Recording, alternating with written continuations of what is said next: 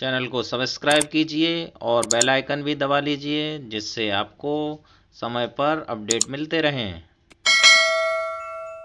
दोस्तों स्वागत है आपके अपने ही चैनल मास्टर साहब की पाठशाला में।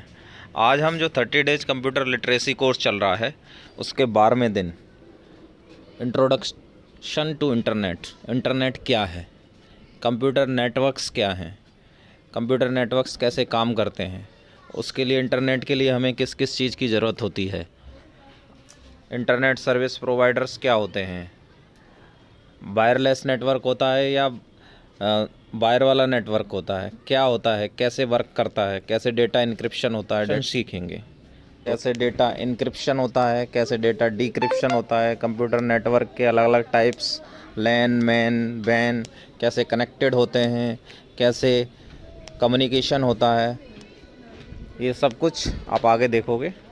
अगर आपको इस तरीके के और भी वीडियो देखने हैं तो आपको चैनल के प्लेलिस्ट में आपको और वीडियो मिल जाएंगे, उसमें आप सारे वीडियो देख सकते हैं। दूसरा साथियों, वीडियो बनाने में बहुत मेहनत लगती है तो चैनल को सब्सक्राइब कर लें जिससे आपको लेटेस्ट अपडेट मिलते रहे। हम इंटरनेट के बारे में पूरा जान पाए कि ये कैसे वर्क करेगा।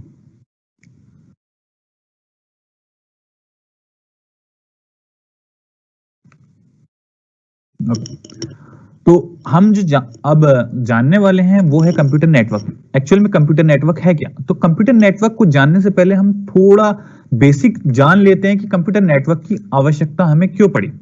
तो अगर हम बात करें तो सबसे पहले हमारे पास जो इंफॉर्मेशन यानी कि जो जानकारी शेयर करने का कोई भी माध्यम था वो हमारे पास अलग अलग माध्यम हुए और उसी की मॉडिफिकेशन और अमेंडमेंट्स में हम लोग आगे बढ़े। तो सबसे पहले अगर ध्यान दें तो राजा महाराजाओं के टाइम की बात हम करते हैं तो पहले अगर ध्यान होगा तो हम जितनी भी इंफॉर्मेशन शेयर करते थे या फिर कुछ भी सूचना देते थे उसमें ध्यान देंगे तो कबूतर का इस्तेमाल किया जाता था। कबूतर के पैर पे हम अपने लेटर्स, इंफॉर्मेशन, चिट्ठी बांध देते थे और वो सूचना का आदान प्रदान एक जगह से दूसरी जगह पर करते थे। उसी के क्रम में ध्यान दें तो फिर हमारे घुड़सवार यानी कि हमारे संदेश वाहक का इस्तेमाल होना शुरू हुआ। उसी के आगे थोड़ा हम चले तो फिर मॉडिफिकेशन आया, हमारे पोस्ट ऑफिसेस बने यानी कि डाकिया बने, उनके थ्रू हम इंफॉर्मेशन को एक जगह से दूसरी जगह पर भेजने लगे। पर अगर वहां पर थोड़ा ध्यान दें तो हमारी इंफॉर्मेशन को शेयर करने में काफी समय लग जाता था और उसमें हमें यह भी पता नहीं चल पाता था कि हमारी टाइमली इंफॉर्मेशन पहुंची है या नहीं पहुंची। और बहुत बार ऐसा होता था कि हमारी इंफॉर्मेशन सीमित समय, जिस समय तक हमें पहुंचानी थी उससे काफी समय बाद पहुंचती थी। तो उसी के क्रम में हम थोड़ा नेटवर्किंग, कंप्यूटर नेटवर्क्स में आगे बढ़ते चले गए। समय के साथ हमारी तरक्की होती गई और हम अपनी इंफॉर्मेशन को शेयर करने में आगे चलते चले गए। तो उसी के क्रम में जो हमारा आया वो कंप्यूटर नेटवर्क्स आए, यानी कि जो भी हमारी जानकारी है, इंफॉर्मेशन है, उसे टाइमली साझा करने के लिए हम कंप्यूटर नेटवर्क्स की ओर अग्रसर हुए। तो कंप्यूटर नेटवर्क्स एक्चुअल में है क्या, असल में है क्या? तो अगर हम ध्यान दें इस आधुनिक युग में हमारे सभी के पास मोबाइल्स हैं, लैपटॉप्स हैं। लैपटॉप्स नहीं कह सकते हम सभी के पास है, लेकिन एटलीस्ट मोबाइल्स या फिर टेलीफोन सभी के पास अवेलेबल हैं। जरूरी नहीं है सबके, लेकिन हम मान के चल रहे हैं कि सभी के पास है। कुछ हो सकते हैं एक्सेप्शंस जो नहीं है। तो उसी में जब हम एक डिवाइस यानी कि एक मोबाइल से दूसरे मोबाइल को किसी भी माध्यम से जोड़ते हैं, यानी कि जब हम कॉल करते हैं तो ध्यान देंगे पहले हमारे लैंडलाइंस चलते थे। तो हम लैंडलाइन से जब कॉल करते थे तो हमारे वायर्ड माध्यम यानी कि तार के माध्यम से हम कनेक्ट होते थे एक लैंडलाइन फोन से दूसरे लैंडलाइन फोन तक। तो वहां से ध्यान देंगे तो हमारे एक डिवाइस यानी कि पहला लैंडलाइन फोन जिससे हम कॉल कर रहे हैं और एक दूसरा डिवाइस यानी कि दूसरा लैंडलाइन फोन जिस पर कॉल रिसीव हो रही है, वो दोनों आपस में जुड़ते थे तार के माध्यम से। तो उसी क्रम में जब हम कभी भी एक डिवाइस, एक कंप्यूटर को किसी एक माध्यम से अन्य कंप्यूटर से जोड़ते हैं तो वही हमारा एक कंप्यूटर नेटवर्क कहलाता है और हम उसी के थ्रू अपनी जानकारी साझा करते हैं। जैसे अभी मेरी जितनी भी वॉइस है, जो भी मैं नरेट कर रहा हूं, वो सब आपके पास आ रही है। वो किस तरीके से आ रही है? वो एक कंप्यूटर नेटवर्क के तरीके से ही आपके पास पहुंच रही है। तो उसी के क्रम में अब जब जानकारी हम साझा कर रहे हैं तो एक नेटवर्क हमारा बिल्ट हो चुका है जिसके थ्रू हम अपनी इंफॉर्मेशन को साझा कर रहे हैं। तो नेटवर्क से जब हम किसी भी डिवाइस को जोड़ते हैं तो वो डिवाइस हमारी नोड कहलाती है। जैसे अभी आप लोग मोबाइल से जुड़े हुए होंगे, मैं कंप्यूटर से जुड़ा हुआ हूं, मैं कंप्यूटर से जुड़ा हुआ हूं, तो मेरी जो आपकी जो मोबाइल है वो एक नोड है और जो मेरा कंप्यूटर है वो भी एक नोड है, और इसके बीच में जो कनेक्शन बना हुआ है वो हमारा नेटवर्क कहलाता है। तो जो कंप्यूटर नेटवर्क के लिए संसाधन मुहैया कराते हैं उसे हम सर्वर कहते हैं। अब जैसे सर्वर की हम बात करें तो यहां पर ध्यान देंगे तो जो हमारा सर्वर है वो हमारा इंटरनेट प्रोवाइडर्स हैं, यानी कि मेनली अगर ध्यान दें तो हमारा एक सर्वर जो प्रोवाइड किया गया है वो माइक्रोसॉफ्ट की साइड से माइक्रोसॉफ्ट टीम्स प्रोवाइड किया गया है, जो सर्वर का हमारे इस समय काम करा रहा है। अब हम सभी नेटवर्क से जुड़े हुए हैं, मैं किसी एक पर्टिकुलर, हो सकता है मोबाइल कंपनी के नेटवर्क से जुड़ा हूं, वाईफाई से जुड़ा हूं, आप लोग किसी एक मोबाइल कंपनी से जुड़े हैं, तो वो हमारे नेटवर्क प्रोवाइडर्स हो गए। अब बात करते हैं कंप्यूटर नेटवर्क्स को। हम जब कभी भी एक नेटवर्क बनाते हैं तो उसमें कुछ ना कुछ चीजें हमारे इस्तेमाल होनी है, यानी कि कुछ भौतिक संसाधन भी इस्तेमाल होने हैं। तो उन भौतिक संसाधनों के जब हम क्रम में चलते हैं तो हम ध्यान देंगे तो हमारे सबसे पहले आता है डेस्कटॉप, लैपटॉप, मेन फ्रेम और सर्वर, जिसमें हम ध्यान दें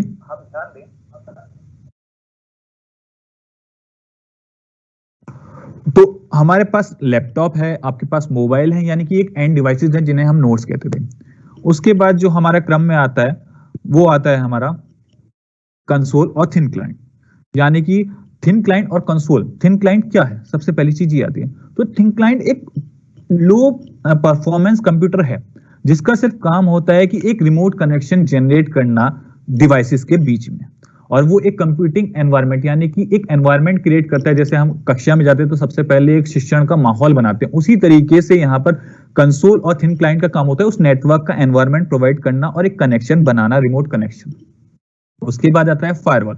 अब फायरवॉल का काम क्या है, ध्यान देंगे तो फायरवॉल एक नेटवर्क या कंप्यूटर सिस्टम का एक हिस्सा ही है और कुछ नहीं है, जो हमारे मोबाइल्स में, लैपटॉप्स में, कंप्यूटर्स में होता है, जो हमारे ऑपरेटिंग सिस्टम के साथ मिलता है। उसका कार्य क्या होता है, फायरवॉल का कार्य होता है कि जो अनाधिकृत यानी कि जो अनऑथराइज्ड एक्सेस होता है उसको रोकना। अगर कोई करना चाह रहा है तो आपको वो इन्फॉर्म करेगा कि एक अनऑथराइज्ड एक्सेस आपके सिस्टम पे, मोबाइल पे हो रहा है या कोशिश हो रही है, वो आपको इन्फॉर्म करता है, यानी कि कोई और जिसे आप नहीं करना चाहते वो आपके साथ एक्सेस ना कर ले, आपके सिस्टम में, आपके नेटवर्क में एक्सेस ना कर ले। उसके बाद बात आती है ब्रिजेस की। तो ब्रिजेस की बात करेंगे तो ब्रिजेस का काम क्या होता है, देखिए हम जब कभी भी नेटवर्क बनाते हैं तो नेटवर्क को जोड़ने के लिए दो नेटवर्क, जैसे हम बात करें तो अभी मान लीजिए मैं एयरटेल के नेटवर्क से जुड़ा हूं या वोडाफोन के से जुड़ा हूं, हो सकता है आप जियो से जुड़े हुए हो, बीएसएनएल से जुड़े हुए हो, तो इनके बीच में एक कनेक्शन बनाने के लिए एक ब्रिज का जो काम होता है, यानी कि जैसे हम एक नदी की बात करते हैं तो नदी के दो छोर हैं, उन दोनों छोरों को जोड़ने के लिए हम क्या करते हैं, ब्रिज क्रिएट करते हैं, चाहे वो टेम्परेरी हो चाहे परमानेंट हो। उसी तरीके से एक नेटवर्क को, अलग अलग नेटवर्क को एक पर्टिकुलर सेम नेटवर्क में लाने के लिए ब्रिजेस का इस्तेमाल होता है। उसके बाद आती है बात रिपीटर्स की। रिपीटर्स का काम क्या होता है, देखिए होता क्या है, जब कभी भी हम एक नेटवर्क है, मान लीजिए हमारी, मैं अभी वॉइस ही आपके पास पहुंचा रहा हूं, अगर मैं डिवाइस से ना करके नॉर्मली आपके सामने इन पर्सन आपके सामने बोल रहा हूं, तो हो सकता है जो मेरे से दूर बैठे हो उनके पास मेरी जो वॉइस है उसका मॉड्यूलेशन बहुत हल्का जाए, यानी कि आवाज बहुत हल्की पहुंचे उनके पास, और हो सकता है जो आगे बैठे उनके पास ज्यादा जाए। तो रिपीटर्स का काम ये होता है, जब कभी भी हम नेटवर्क प्रोवाइड कराते हैं तो उस नेटवर्क में हम पर्टिकुलर इंटरवल्स पे रिपीटर्स का इस्तेमाल करते हैं ताकि जो नेटवर्क की स्ट्रेंथ है वो बरकरार रहे। मींस जितना भी लॉन्ग डिस्टेंस हो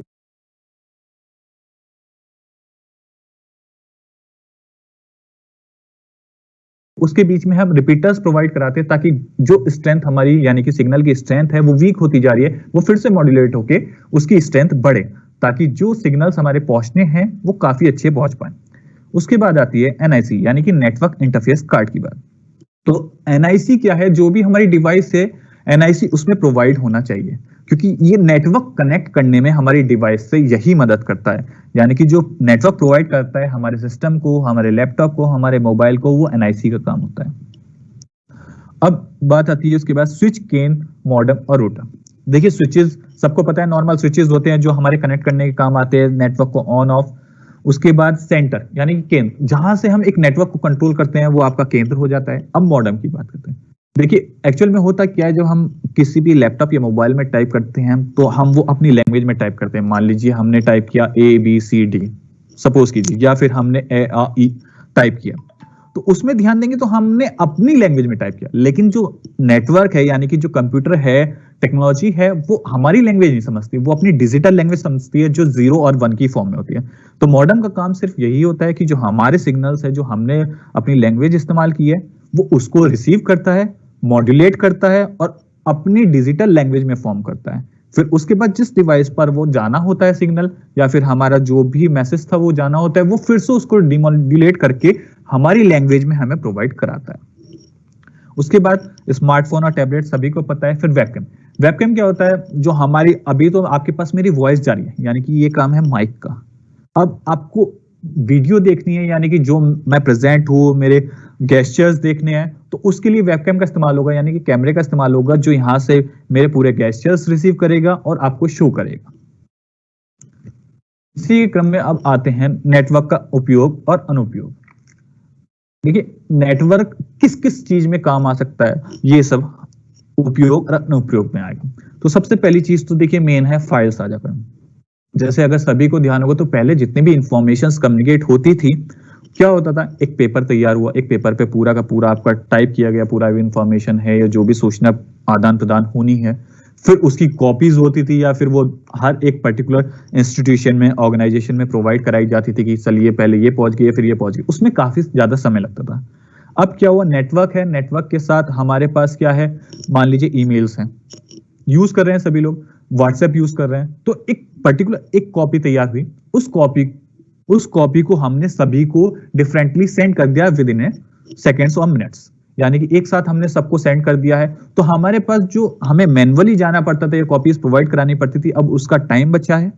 प्लस जो हमारे हार्ड कॉपीज इस्तेमाल होती थी, यानी कि पेपर्स वगैरह इस्तेमाल होते थे, वो भी हमारे सेव हुए और विद इन टाइम्स। यानी कि पहले क्या होता था, ये कॉपी प्रोवाइड हम करा रहे हैं, मान लीजिए किसी की ऑर्गेनाइजेशन दूर है, इंस्टीट्यूशन दूर है, तो वहां तक प्रोवाइड कराने में टाइम लगेगा। अभी इधर एक क्लिक किया है, उधर इंफॉर्मेशन सेंड हो गई, यानी कि रिसीव हो गई। तो फाइल साझाकरण में काफी इस्तेमाल। अब ईमेल की, जैसी अभी थोड़ी देर पहले बात की थी, ईमेल की सारी जानकारी हम कल आपको प्रोवाइड कराएंगे, उसमें क्या क्या फायदे हैं हमारे और कैसे कैसे हम इस्तेमाल कर सकते हैं। पर मेनली ईमेल का एक तरीके से ये मैसेज है कि जैसे हम पहले ऑन पेपर वाली एक मेल तैयार करा, हमने एक लेटर तैयार करा, वो सेंड करते थे, सेम वही काम अब हमारा डिजिटली होता है ईमेल के थ्रू, यानी कि इलेक्ट्रॉनिक मेल।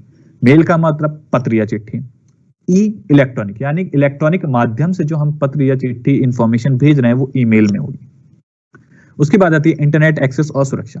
अब देखिए, नेटवर्क है, तो नेटवर्क से अभी हम सब लोग इंटरनेट से जुड़े हैं, और जैसे मैंने बताया था कि इंटरनेट से पहले हमें नेटवर्क पता होना चाहिए, तभी हम इंटरनेट के बारे में जान पाएंगे कि इंटरनेट कैसे वर्क करता है। तो इंटरनेट एक्सेस, अगर हमारे पास एक नेटवर्क क्रिएट नहीं होगा तो हम इंटरनेट यूज नहीं कर पाएंगे। जो हम कहते हैं कि हमारे नेट वर्क कर रहा है, हमें नेट चाहिए, इंटरनेट चाहिए, तो वो सेम चीज हमारी विदाउट नेटवर्क पॉसिबल नहीं है।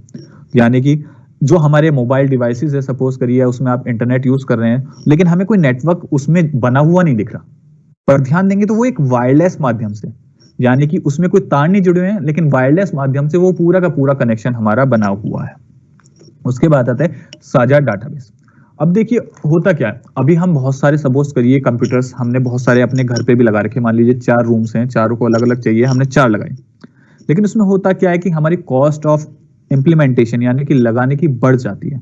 तो अगर हम सपोज करिए एक सेंट्रल कंप्यूटर रख लेते हैं, जिसमें हमने हार्ड डिस्क जो है अपनी ज्यादा अच्छे साइज की रख ली है, जिसमें हम एक कंबाइंड हमने इंफॉर्मेशन सारी रख ली, हो सकता है वो सारी इंफॉर्मेशन हमें सारे सिस्टम से प्रोवाइड करानी हो, तो हम हार्ड डिस्क का एक बार खर्चा हुआ है, बाकी सारे सिस्टम है उसमें हम लो कैपेसिटी की हार्ड डिस्क लगा सकते हैं। और नेटवर्किंग जरिए हम जब सारे सिस्टम्स को जोड़ते हैं तो एक डेटाबेस, यानी कि एक ही जगह पे सेंट्रलाइज डेटाबेस है और वहीं से हम सारी एक्सेस कर सकते हैं। इसके लिए साझा डेटाबेस के लिए बेस्ट एग्जांपल अगर देखेंगे तो आपका बैंकिंग सिस्टम है। पहले क्या होता था, मैनुअली रजिस्टर में एंटर होता था सब कुछ, एक ब्रांच से ही, जिस ब्रांच में हमारा अकाउंट है हम उसी से कर सकते थे अपनी बैंकिंग।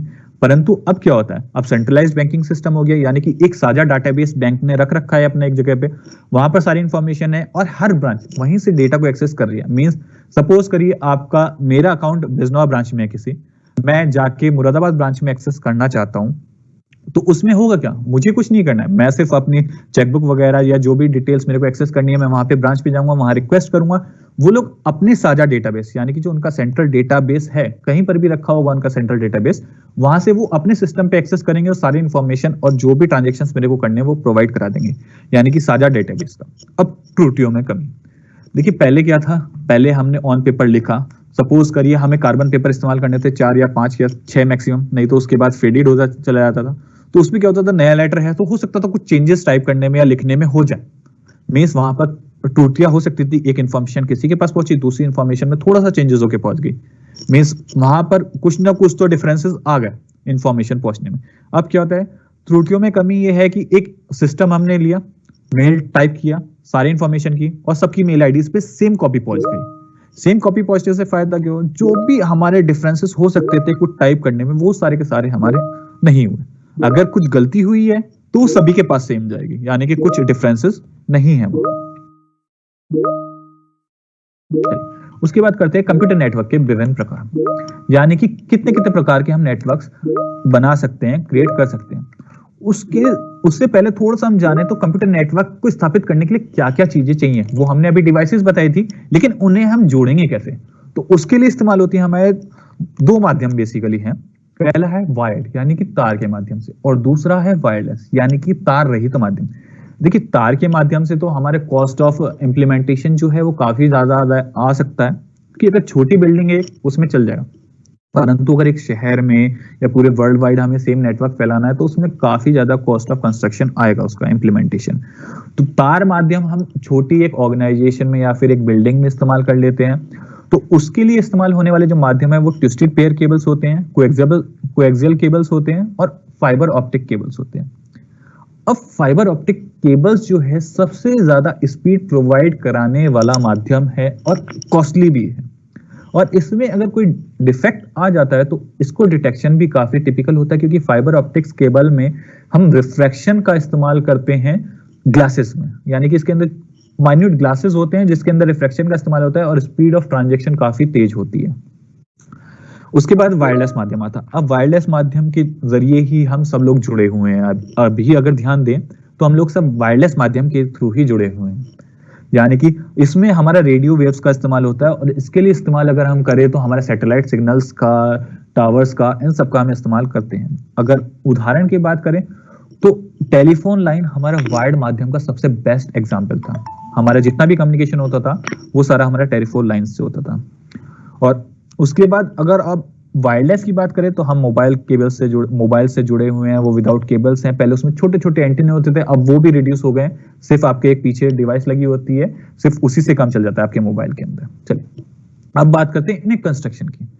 तो कितने प्रकार के होते हैं? मेनली जो हम कंप्यूटर नेटवर्क्स की बात करते हैं वो 3 प्रकार के होते हैं। सबसे पहले लैन, देन मैन एंड वैन। लैन होता है लोकल एरिया नेटवर्क, यानी कि जो लोकली हम छोटी जगह में लगाते हैं। मैन यानी कि मेट्रोपॉलिटन एरिया नेटवर्क, मींस जो हम पूरे एक शहर में कंस्ट्रक्ट कर रहे हैं सपोज करिए। उसके बाद आता है वैन यानी कि वाइड एरिया नेटवर्क, जो वर्ल्ड वाइड हमारा जनरेट हुआ है। तो सबसे पहले हम बात करेंगे लोकल एरिया नेटवर्क की। अब जैसा कि आपको दिख रहा है, एक इमेज शो हो रही होगी, उसमें हमने एक सेंटर पे एक कंप्यूटर रख रखा है और इधर उधर हमारी डिवाइसेस जुड़ी हैं। तो लोकल एरिया नेटवर्क के लिए जो सबसे छोटा सा या बेस्ट एग्जांपल है वो हमारी कोई भी एक स्कूल हो गया या बिल्डिंग हो गई। तो होता क्या है लोकल एरिया नेटवर्क में, किसी भी संस्थान को लोकल नेटवर्क या फिर स्मॉल एरिया नेटवर्क को लैन कहते हैं। जैसे कि एक मान लीजिए हमारा स्कूल ही है, हमने उसमें 5 सिस्टम रख दिए हैं अलग अलग कमरों में, हमने एक लैन केबल के माध्यम से उन्हें कनेक्ट कर रखा है, यानी कि वो हमने एक लोकल एरिया नेटवर्क हमने जनरेट कर रखा है। उसके बाद इसी में अगर एग्जांपल देखिए तो हमारा आता है स्कूल्स, कैंपसेस, हॉस्पिटल आदि। अब इसमें लोकल एरिया नेटवर्क में फायदा क्या होता है, एक तो हमारा कॉस्ट ऑफ कंस्ट्रक्शन थोड़ा कम पड़ता है, प्लस हम जितने भी जानकारी है उसको साझा कर सकते हैं, प्लस और फायदा जो है इसका वो ये है कि हमारी जो भी इंफॉर्मेशन है वो चोरी होने का खतरा बहुत कम है। देखिए खतरा इसलिए कम है क्योंकि वो हमारी एक पर्टिकुलर बिल्डिंग या ऑर्गेनाइजेशन के अंदर ही सीमित है, यानी कि उसकी इंफॉर्मेशन उससे बाहर नहीं जा रही है, यानी कि हमारा जो नेटवर्क है वो सिक्योर्ड है, कॉस्ट ऑफ कंस्ट्रक्शन कम है। ये इसके कुछ फायदे। अब बात करते हैं मेट्रोपॉलिटन एरिया नेटवर्क। देखिए मेट्रोपॉलिटन एरिया नेटवर्क जैसा कि नाम सजेस्ट कर रहा है, मेट्रोपॉलिटन यानी कि बड़े शहर, मींस जो नेटवर्क हम एक बड़े शहर में क्रिएट करके रखते हैं वो मेट्रोपॉलिटन एरिया नेटवर्क है। इसका एग्जाम्पल देखेंगे आप तो खैर डिश एंटीना सबके घर पे हो गए हैं, लेकिन पहले केबल टीवी हमारे यहाँ सबके यहाँ चलता था। वो एक शहर में पूरे में एक जगह पे वो उसका हब होता था, वहां से वो पूरे में प्रोवाइड कराता था आपका वाया केबल टीवी। तो इसमें होता क्या है, इसका इस्तेमाल एक शहर के अंदर हाई स्पीड डेटा को प्रोवाइड कराने में काम आता है हमारा। जैसे कि अभी बहुत सारे हमारे जो केबल टीवी की जगह अब हमारे वाईफाई प्रोवाइडर्स हैं। वाईफाई प्रोवाइडर्स क्या करते हैं, वो अपना यूजिंग वायर्ड केबल, वो सारे में अपना एक पूरा जाल यानी कि नेटवर्क फैलाए रखते हैं पूरे सिटी में, और वो फिर हमें उस वायर्ड माध्यम से हमारे घर पे नेटवर्क प्रोवाइड कराते हैं। और हमारे घर पे जब नेटवर्क आता है तो उसके बाद एक वो वाईफाई राउटर लगा देते हैं, जिससे हमारे सिग्नल्स जो है हमारे पास आते हैं। इसमें क्या होता है, इसमें एक तो फॉल्ट डिटेक्शन थोड़ा टिपिकल हो जाता है। थोड़ा टिपिकल कैसे होता है, वो ध्यान देंगे कि मान लीजिए हमने एक बहुत बड़ा नेटवर्क हमने बना रखा है और उसमें हमें पता नहीं चल पा रहा है कि कहां पर फॉल्ट है, मान लीजिए कहीं पे एक बीच में, तो फॉल्ट डिटेक्शन में काफी टाइम लग जाता है। दूसरा, कॉस्ट ऑफ कंस्ट्रक्शन थोड़ा ज्यादा पड़ जाता है। क्यों? क्योंकि सारे में हमें वायर्स बिछाने हैं। जब हम वायर्स पूरे में इम्प्लांट कर रहे हैं तो उसमें वायर का जो कॉस्ट है वो एक्सेस हो जाता है, यानी कि ज्यादा हो जाता है। चलिए फिर बात करते हैं वाइड एरिया नेटवर्क। अब वाइड एरिया नेटवर्क क्या है, यानी कि जो हम जिस नेटवर्क से इस समय हम जुड़े हुए हैं सब लोग, वो एक वाइड एरिया नेटवर्क है। इसमें जो डेटा का संकेतों और उपग्रह यानी कि जो सिग्नल्स हैं वो हम किसके थ्रू भेजते हैं, सैटेलाइट के थ्रू भेजते हैं, हमारे मोबाइल टावर्स हो गए इनके थ्रू भेजते हैं, और इसी से भेजा और प्राप्त किया जाता है। अब इसमें होता है क्या, हमारा वायर जो है इस्तेमाल तो होता है, कैसे होता है, हमारे जो सर्विस प्रोवाइडर है उससे मान लीजिए हम अगर हमारे जो टावर्स हैं उन तक पहुंचाना है तो वहां पर वायर का इस्तेमाल होगा, लेकिन उसके बाद हमारे रेडियो वेव्स की फॉर्म में हमारे सारे के सारे सिग्नल्स जो हैं वो ट्रेवल्स होंगे। जब वो सिग्नल्स ट्रेवल होंगे यानी कि उसके बाद हमारे नेक्स्ट कोई टावर लगा होगा कहीं पे, वहां से वो सिग्नल रिसीव होंगे, वहां राउटर्स होंगे, वो राउटर्स उन सिग्नल्स को रिसीव करेंगे, और हमने बताया था कि वहां पर क्या होता है, हमारे रिपीटर्स होते हैं, यानी कि रिपीटर्स का इस्तेमाल होगा। रिपीटर्स का काम क्या था, सिग्नल की स्ट्रेंथ को बढ़ाना। मींस ऐसे ही हम जगह जगह इंप्लीमेंट करके रिपीटर्स को हम अपने सिग्नल की स्ट्रेंथ को मेंटेन करते हैं। इसमें कॉस्ट ऑफ हमारा जो इंप्लीमेंटेशन है वो एक बार होता है और इतना ज्यादा नहीं होता। अब बात करते हैं नेटवर्क टोपोलॉजी। देखिए हम कुछ भी करते हैं, हम सपोज करिए एक बिल्डिंग भी जनरेट करते हैं तो हम उसका एक पहले पूरा परफॉर्मा यानी कि एक पूरा का पूरा प्लान कंस्ट्रक्ट करते हैं कि हमें ये बिल्डिंग ऐसे जनरेट करनी है, इसमें ये होना है, ये चीज होनी है। सेम उसी तरीके से हमारी नेटवर्क टोपोलॉजी है। यानी कि होता क्या नेटवर्क टोपोलॉजी में, हम एक पूरा का पूरा ग्राफ बना के रखते हैं, यानी कि ज्योमेट्रिक ग्राफ बना रहे हैं। उसका काम क्या होगा कि हम नेटवर्क में पर्टिकुलर नोड्स को, यानी कि जो हम डिवाइस मोबाइल्स की बात कर रहे थे, वो हम किस किस तरीके से जोड़ेंगे, उसे हम क्यों चेक करते हैं, क्योंकि देखिए हम कंस्ट्रक्ट करना बहुत इजी है, लेकिन जब डिफॉल्ट उसमें यानी कि फॉल्ट्स निकलते हैं तो उनको करेक्ट करना थोड़ा टिपिकल होता है। तो हम जब एक पूरा मैप बना के रखेंगे, जिसे हम कह सकते हैं कि रोड मैप हमने बना के रखा है, तो उसमें अगर कुछ भी हमारी प्रॉब्लम्स आती है तो हम इजीली उनको चेक कर सकते हैं। यानी कि कहीं पर भी प्रॉब्लम आ रही है तो हमें भी पता चल जाए कि यहाँ पर प्रॉब्लम आ रही है, हमें ये डिटेक्शन करना। तो नेटवर्क टोपोलॉजी में जो सबसे पहले आती है वो आती है रिंग नेटवर्क टोपोलॉजी। यानी कि अगर ध्यान देंगे तो देखिए ध्यान से, आपको इमेज शो हो रही होगी एक नीचे जिसमें लिखा है रिंग नेटवर्क टोपोलॉजी। एक सर्किल की तरह हमारी नोड्स यानी कि कंप्यूटर्स जुड़े हुए हैं। हमने क्योंकि देखिए हम टेक्नोलॉजी की बात कर रहे हैं और मेनली कंप्यूटर्स पे रहते हैं, इसलिए हमने कंप्यूटर्स शो किया है, लेकिन हम मोबाइल्स भी ऐसे ही कनेक्टेड हो सकते हैं, यानी कि और भी डिवाइसेस हो सकती हैं, प्रिंटर्स हो सकते हैं, पर हम शो सिर्फ कंप्यूटर्स को करें। तो इसमें क्या होता है, कोई भी होस्ट कंप्यूटर नहीं होता हमारे मेनली। होस्ट यानी कि जिससे हमारा पूरा नेटवर्क कंट्रोल हो रहा है, एज सच ऐसा कुछ नहीं होता। हर एक डिवाइस एज ए होस्ट काम करती है। मींस अगर हम पहली नोड से दूसरी नोड पर सिग्नल को भेजते हैं, यानी कि पहली से दूसरी पे भेजेंगे, उसी के बाद हम पहली की इंफॉर्मेशन को तीसरी पर भेज सकते हैं, यानी कि एक सर्कुलर में जाएगी। मींस पहले से दूसरे पर जाएगी, दूसरे से तीसरे पर, तीसरे से चौथे पर, चौथे से पांचवें पर, एंड सो ऑन।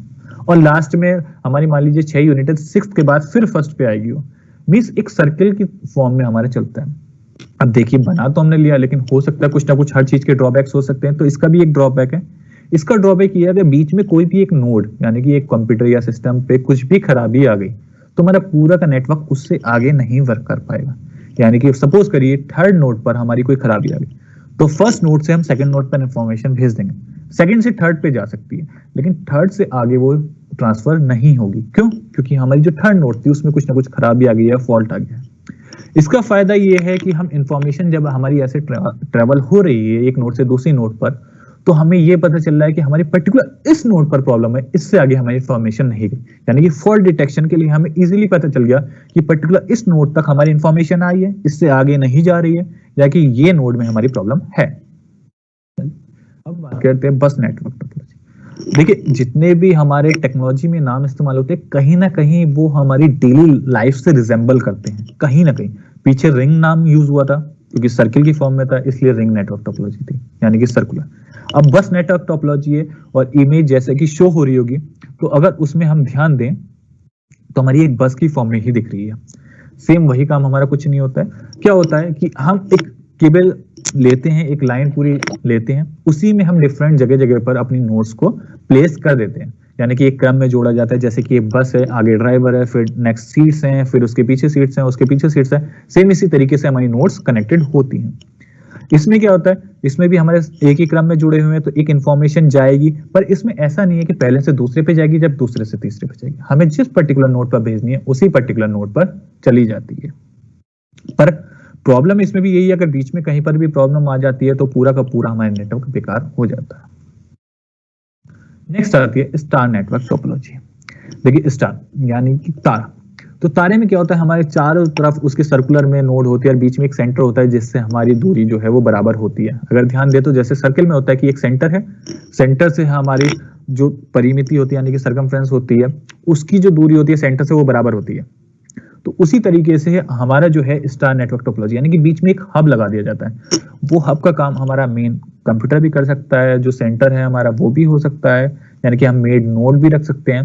तो इसमें ये होता है, नेटवर्क में एक होस्ट कंप्यूटर होता है, जैसे कि अभी बात करें हब, यानी कि होस्ट जो पूरे के पूरे कार्यक्रम को जैसे चला रहा है। जैसे ये हमारी पूरी वर्कशॉप चल रही है तो इसका होस्ट है SCRT। सेम उसी तरीके से हमारे स्टार नेटवर्क टोपोलॉजी का जो होस्ट है वो एक होस्ट कंप्यूटर होगा जो सेंटर में होगा, बाकी सारी नोड्स उसी से जुड़ी हुई होंगी। अब अगर ध्यान दें तो हम जितनी भी इंफॉर्मेशन शेयर कर रहे हैं इस वर्कशॉप के लिए, वो हमारे पास SCRT से इंस्ट्रक्शंस आती हैं, वो हम आपके पास शेयर करते हैं। यानी कि अगर आपको कुछ मेनली भेजनी है, अभी तो हमारा डायरेक्ट कांटेक्ट हो रहा है, हमने व्हाट्सएप ग्रुप बना रखे हैं, लेकिन अगर देखा जाए तो इनडायरेक्टली हम SCRT के इंस्ट्रक्शंस को ही फॉलो कर रहे हैं। तो उसी में ध्यान देंगे तो किसी भी एक नोड से हमें दूसरी नोड पर इंफॉर्मेशन भेजनी है तो होगा क्या, पहले वो इंफॉर्मेशन हमारे होस्ट पे जाएगी, यानी कि जो सेंटर कंप्यूटर है उस पे जाएगी। फिर उस होस्ट कंप्यूटर से हमारे जिस पर्टिकुलर नोड पर हमें भेजनी है वो उस पर्टिकुलर कंप्यूटर पे हमारी इंफॉर्मेशन जाएगी। तो लोकल कंप्यूटर आपस में एक दूसरे से नहीं जुड़े होते। इसमें क्या होता है, एक होस्ट कंप्यूटर जैसे कि हमारा SCRT है, हम SCRT की इंफॉर्मेशन हमारे पास आएगी, फिर हम आपके पास कन्वे करेंगे। हमें कुछ इंफॉर्मेशन भेजनी है यानी कि ऑफिशियली भेजनी है, लेटर जनरेट होना है, तो पहले SCRT पे जाएगा वो, फिर SCRT से आपके पास वो इंफॉर्मेशन और लेटर्स जाएंगे। तो होस्ट कंप्यूटर इसमें मेन काम करता है। अब इसमें होता क्या है, अगर होस्ट कंप्यूटर हमारा कोई भी प्रॉब्लम आती है तो हमारी पूरा का पूरा नेटवर्क बेकार, यानी कि पूरा का पूरा नेटवर्क डिपेंड करता है होस्ट कंप्यूटर पे। अगर होस्ट कंप्यूटर में कोई प्रॉब्लम है तो पूरा नेटवर्क बेकार। परंतु अगर किसी नोड में एक प्रॉब्लम है तो बाकी पूरे नेटवर्क पे प्रॉब्लम नहीं होगी, सिर्फ उस पर्टिकुलर नोड पे होगी, यानी कि हमें डिटेक्शन भी इजी हो जाएगा इसमें, फॉल्ट डिटेक्शन। अब बात करते हैं मैश नेटवर्क। देखिए जैसा कि नाम सजेस्ट करा है मैश, यानी कि सब कुछ मैशअप होया पड़ा है। तो उसी तरीके से अगर इमेज आपको शो हो रही है तो इमेज में ध्यान देंगे तो सारे कंप्यूटर एक दूसरे से कहीं ना कहीं तार से जुड़े हैं, बहुत सारे तार लिंक्ड हैं। तो मैश नेटवर्क टोपोलॉजी में क्या होता है कि जो हमारे संयंत्र डिवाइस होती है यानी कि नेटवर्क नोड होती है, उसके मध्य यानी कि बीच में बहुत सारे संबंध होते हैं, बहुत सारे इंटरकनेक्शंस होते हैं, यानी कि हर एक नोड किसी न किसी नोड से जुड़ी हुई है। तो देखिए इसमें जो इंफॉर्मेशन का हमारा आदान प्रदान है वो तो काफी ईजी है, पर प्रॉब्लम क्या है इसमें, आदान प्रदान ईजी हो गया पर दिक्कत यह है कि अगर कहीं पर भी फॉल्ट आता है तो उसका डिटेक्शन काफी टिपिकल है। काफी टिपिकल क्यों है, क्योंकि हर एक नोड एक दूसरे से जुड़ी हुई है। अब सपोज करिए पहली दूसरी से भी जुड़ी है, तीसरी से भी है, चौथी से भी, पांचवी से भी है। अब सपोज करिए हमने पहले से इंफॉर्मेशन भेजी चौथे पे, वो नहीं जा पाई, तो हमें या तो फर्स्ट में प्रॉब्लम होगी या फोर्थ में होगी। अब वही फिर हमें देखना पड़ेगा सेकंड पे भी नहीं गई तो हमें फर्स्ट में या सेकंड में प्रॉब्लम हो सकती है, कुछ भी हो सकता है। तो इसमें काफी सारा हमारा फॉल्ट डिटेक्शन जो है काफी टिपिकल हो जाता है। तो यहां तक तो जो हमने बात करी थी वो तो थी हमारी नेटवर्क की बात। तो अभी देख लेते हैं अगर नेटवर्क में किसी को कोई प्रॉब्लम शो हो रही हो तो।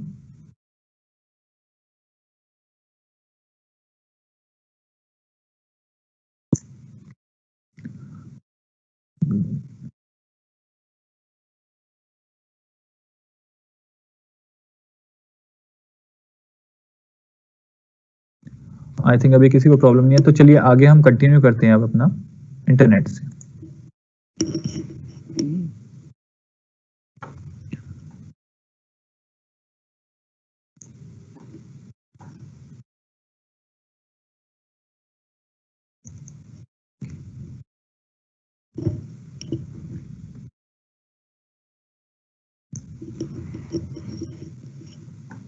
देखिए इंटरनेट की बात करते हैं, अभी हमने नेटवर्क की बात करी थी, यहाँ इंटरनेट यानी कि एक नेटवर्क की ही बात कर रहे हैं। तो इंटरनेट एक्चुअल में है क्या? इंटरनेट एक ग्लोबल नेटवर्क है, जैसे हमने बताया था वैन, यानी कि वैन का एक एग्जाम्पल ही है। एक ग्लोबल नेटवर्क है, इसमें होता क्या है, जिसमें बहुत सारे कंप्यूटर्स या नोड्स अलग अलग जगह पर जुड़े होते हैं और एक दूसरे से डेटा को एक्सचेंज करते हैं इजीली।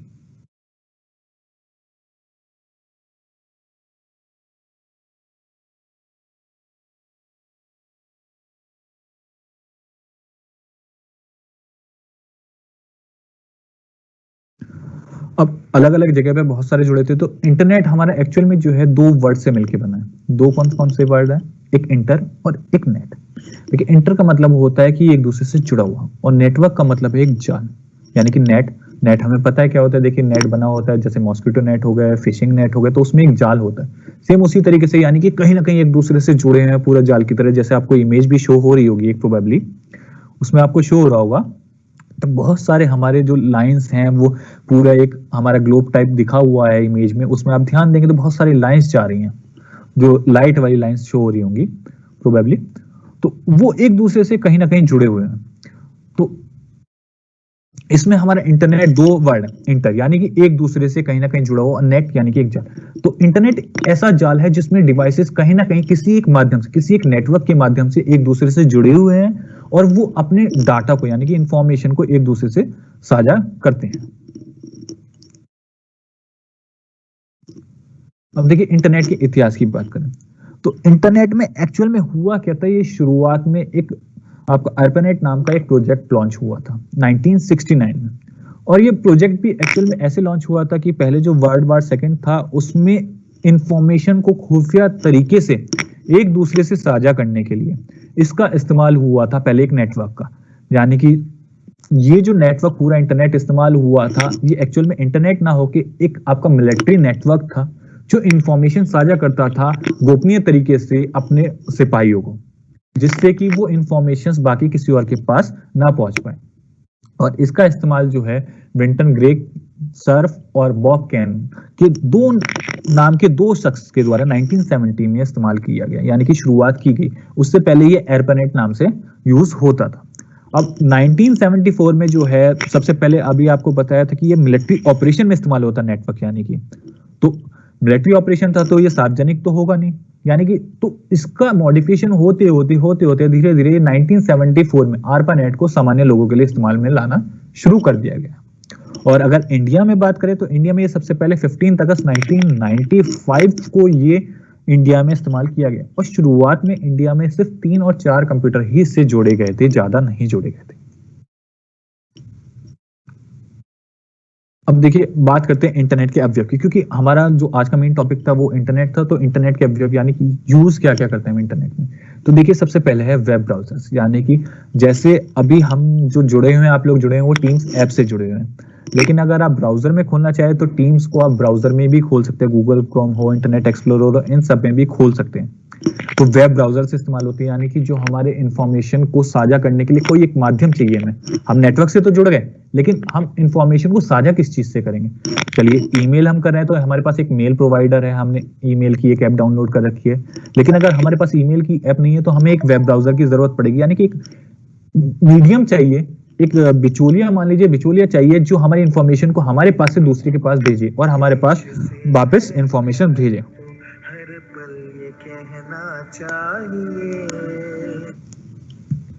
अब उसके बाद आता है वेब सर्वर्स। देखिए वेब सर्वर्स की बात करें हम तो वेब सर्वर क्या है एक्चुअली? देखिए हमारे पास इंटरनेट तो यूज हो रहा है, लेकिन इंटरनेट आ कहां से रहा है, यानी कि कौन सा सर्वर है जो हमें प्रोवाइड कराएगा हमारी इंफॉर्मेशन। हमने इंटरनेट से जुड़े हैं, लेकिन हमने अपने ब्राउजर में कुछ टाइप करा, पर हमारे पास इंफॉर्मेशन वो आएगी कहां से? वो काम होता है हमारे वेब सर्वर का। उसके बाद वेबसाइट और वेब पेजेस। देखिए वेबसाइट और वेब पेजेस, वेबसाइट एक तरीके से एक आपका पता है, यानी कि जैसे अगर आपको कोई एक मेल लेटर भेजना होता तो आप उस पर एक एड्रेस लिखते थे, उसी तरीके से वेबसाइट हमारा एक एड्रेस का काम करता है, यानी कि एड्रेस प्रोवाइड कराता है। उसके बाद बात करते हैं तो वेब पेजेस की। अब वेब पेजेस यानी कि जो हमारा पता है, अब मान लीजिए हमने एक पता दिया है कि पर्टिकुलर एक सिटी है, सिटी के अंदर एक कॉलोनी है, उस कॉलोनी के अंदर बहुत सारे घर हैं। अब उसमें से हमें किस घर को एक्सेस करना है, यानी कि वो वेब पेज की बात है, हमें कौन से वेब पेज पे काम करना है। उसके बाद है हाइपरलिंक्स। हाइपरलिंक्स क्या होता है? ये हमारे लिंक्स हैं, यानी कि जो हमें लिंक प्रोवाइड कराया गया है जिस पर हम यूज करेंगे और हम पर्टिकुलर एक वेब पेज या फिर एक वेबसाइट पर नेविगेट होंगे। अब आपको जैसे इसमें इमेजेस शो हो रही होंगी तो ध्यान देंगे तो राइट साइड में हमारे वेब ब्राउजर्स हैं। जो हमारे पॉपुलर वेब ब्राउजर्स हैं उनमें opera, Google Chrome, safari, Mozilla, internet explorer और माइक्रोसॉफ्ट एज है। अब जो मेनली हम यूज करते हैं वो गूगल क्रोम इस्तेमाल करते हैं। सफारी जो है वो हमारा मैकेंटोस ऑपरेटिंग सिस्टम का, यानी कि जो एप्पल के लैपटॉप्स होते हैं उनका है। उसके बाद मोजिला फायरफॉक्स। देखिए मोजिला फायरफॉक्स हम सबसे कम इस्तेमाल करते हैं, लेकिन सेफेस्ट इंटरनेट ब्राउजर हमारा मोजिला फायरफॉक्स कहलाता है। इंटरनेट एक्सप्लोरर हमारा इनबिल्ट आता है विंडोज ऑपरेटिंग सिस्टम के साथ। माइक्रोसॉफ्ट एज जो इंटरनेट एक्सप्लोरर था, अब उसका नाम मॉडिफाई करके माइक्रोसॉफ्ट एज रख दिया गया है। उसके बाद एक नीचे आपको इमेज शो हो रही होगी, उसमें क्या है? एक वेब ब्राउजर आपको दिखाई दे रहा है और वेब सर्वर दिखाई दे रहा है, बीच में इंटरनेट है। यानी कि इंटरनेट एक माध्यम हो गया हमारा इंफॉर्मेशन पहुंचाने का और रिसीव करने का। वेब ब्राउजर यानी कि जो हमारे मोबाइल्स में, लैपटॉप्स में, डेस्कटॉप्स में हम इस्तेमाल करते हैं, यानी कि एक माध्यम जिसके थ्रू हम इंफॉर्मेशन भेजेंगे वो हमारा वेब ब्राउजर है। उसमें हमने कुछ टाइप किया, सपोज करिए हम क्या करते हैं, हमें टाइप करना है गेम्स, तो हमने गेम्स जैसे ही टाइप किया तो वो एक रेस्पॉन्स, यानी कि हमने पीछे इस्तेमाल किया था, अगर ध्यान देंगे तो आपका मॉडम्स का इस्तेमाल किया था हमने नेटवर्किंग में। यानी कि हमने यहाँ से वेब टाइप किया, गेम्स टाइप किया, तो गेम्स को डिजिटल फॉर्म में मॉडम्स के थ्रू हमारी इंफॉर्मेशन चली गई पीछे से, यानी कि एक रिक्वेस्ट गई किसके पास? वेब सर्वर के पास, जहां से हमारी इंफॉर्मेशन आनी। उसने उस रिक्वेस्ट को चेक किया, उसके पास उससे रिलेटेड जितनी इंफॉर्मेशन है वो सारी उसने एज ए रेस्पॉन्स भेजी। वो एक नेटवर्क, यानी कि जो हमारा इस समय इंटरनेट है, उसके थ्रू हमारे पास रेस्पॉन्स आया और वो हमारा जो ब्राउजर है उसने हमें वो इंफॉर्मेशन शो की। उसके बाद अब बात करते हैं इंटरनेट की सेवा, यानी कि क्या क्या सेवा है, क्या क्या फायदे हमारे इंटरनेट से हमें मिलते हैं। तो सबसे पहली चीज ध्यान देंगे तो www यानी कि वर्ल्ड वाइड वेब। अब ध्यान देंगे तो हम जनरली अगर हमें मान लीजिए SCRT की हमें साइट पे जाना है तो हम scrt.up.in कर देंगे, लेकिन ध्यान देंगे तो हमने वो लगाया, पर ब्राउजर में जब ऊपर ध्यान देंगे तो उससे पहले अपने आप www ये अपने आप ऑटोमेटिकली आ जाता है, और उससे पहले भी HTTP आता है, यानी कि hyper text transfer protocol. Means जो भी हम इंफॉर्मेशन भेज रहे हैं उसके कुछ नियम कायदे होते हैं, वो HTTP में आते हैं। उसके बाद वर्ल्ड वाइड वेब, यानी कि पूरा का पूरा जितनी भी इंफॉर्मेशन है वो वर्ल्ड वाइड वेब में स्टोर होती है, वहां से इंफॉर्मेशन वो आएगी। उसके बाद इंटरनेट की सेवाओं में आते हैं तो आता है ईमेल, यानी कि इलेक्ट्रॉनिक मेल। अभी थोड़ी देर पहले हमने बताया था कि ईमेल के काम क्या है, इसके बारे में पूरी इंफॉर्मेशन, पूरा कैसे हमें यूज करना है ईमेल को, ये सब हम कल के हमारे सेशन में रहेगा। वैसे ईमेल क्या है? इलेक्ट्रॉनिक मेल है, यानी कि इलेक्ट्रिकली जो भी हम कुछ भी लेटर्स वगैरह हम भेजना चाहते हैं वो ईमेल का काम होता है, ईमेल के थ्रू हम भेजते हैं। FTPS यानी कि फाइल ट्रांसफर प्रोटोकॉल्स। देखिए फाइल ट्रांसफर प्रोटोकॉल्स क्या है? जैसे हम किसी एक इंस्टीट्यूशन में भी जॉब करते हैं तो कुछ नियम होते हैं, वहां पर कुछ आपके डिसिप्लिन होते हैं, तो वही काम हमारा यहाँ पर भी नेटवर्क में भी, इंटरनेट में भी होता है, यानी कि फाइल ट्रांसफर प्रोटोकॉल। कुछ प्रोटोकॉल्स, नियम, कायदे, कानून होते हैं जिनके थ्रू हम काम करते हैं। उसके बाद कम्युनिकेशन। अभी जैसे कि हमारा, मैं यहाँ से आपको कुछ नरेशन दे रहा हूँ, कुछ आपको बता रहा हूँ और आपके पास वहां पर इंफॉर्मेशन जा रही है, यानी कि ये कम्युनिकेशन हो रहा है। तो ये कम्युनिकेशन का काम भी हमारा इंटरनेट के थ्रू ही हो रहा है। उसके बाद बात करते हैं वीडियो कॉन्फ्रेंसिंग। वीडियो कॉन्फ्रेंसिंग देखिए अभी तो हमारी एक तरीके से मान लीजिए ऑडियो कॉन्फ्रेंसिंग हो रही है, क्योंकि हम सिर्फ आपको एक PPT यानी कि स्लाइड्स शो कर रहे हैं। अगर यही मैं अपने गेस्चर्स के साथ आपको कुछ एक्सप्लेन करना चाहूं तो वो वीडियो कॉन्फ्रेंसिंग में यूज होगा। उसके बाद आता है कंप्यूटर में नेट कैसे चलाएं। देखिए कंप्यूटर में नेट चलाने के लिए, क्योंकि हमारे इंटरनेट की बात है, तो इंटरनेट चलाने के लिए तो सबसे पहले जो हम यूज करेंगे वो मोबाइल का यूज करेंगे। तो इसमें मैं आपको शो करना चाहूंगा अभी।